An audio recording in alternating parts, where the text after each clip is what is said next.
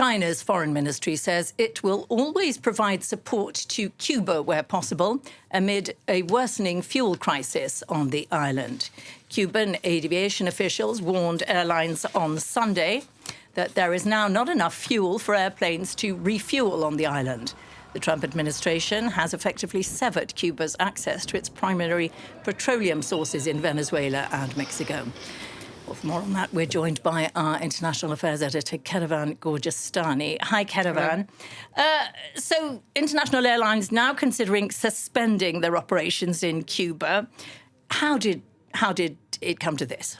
Well, as you said, over the weekend, you had that notice to pilots, to airlines, that all of the airports of Cuba would no longer be able to provide refueling services to airlines starting on Tuesday and lasting for at least a month. So that is a pretty long time, including Havana's international airport, where you have a lot of international airlines coming in. And some, like Air Canada, have announced that they would be starting from today to suspend their operations once they've managed to bring back all of the customers that are currently in Cuba.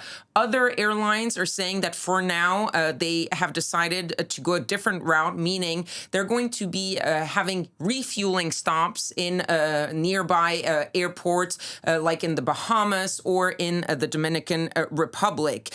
Now, it's not the first time that there have been fuel shortages and refueling has been a problem. So airlines are sort of used to that. But the scale of this shortage is why you're seeing some airlines simply say, this is too complicated. We're simply going to stop. And it's also the latest consequence, as you said, of the U.S.'s oil blockade in the Caribbean. Now, Cuba has been under U.S. sanctions and embargo for decades, but the U.S. operation in Venezuela has made things much worse for Cuba. Why? Because Venezuela was the number one oil resource for the Cuban government, but no oil from Venezuela has come since mid-December, and Donald Trump added to that the fact that he threatened tariffs on any country who would provide more oil to Cuba. And that's why you see Mexico, the second larger supplier of Cuba, saying right now we're halting our oil shipments because we don't want to get those tariffs from the U.S.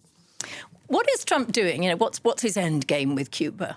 Well, look, the idea, and some in the Trump administration have said it very clearly, is to suffocate Cuba. There's a longstanding thought within the hawkish wing of the Republican Party, like the likes of Secretary of State Marco Rubio, that believe that cutting off the oil from Venezuela to Cuba is going to lead to a collapse of the regime, a collapse of the economy that will trigger an uprising of the people that would trigger the fall of the regime. So it is one, the possibility of that happening sort of inherently from within Cuba, or push the regime to actually discuss and have talks and change. And to that end, there is a little bit of movement. Just last week, Miguel Díaz-Canel, the president of Cuba, said that Cuba was, quote, willing to engage in a dialogue with the United States, but without pressure or preconditions. And on Sunday, Donald Trump responded,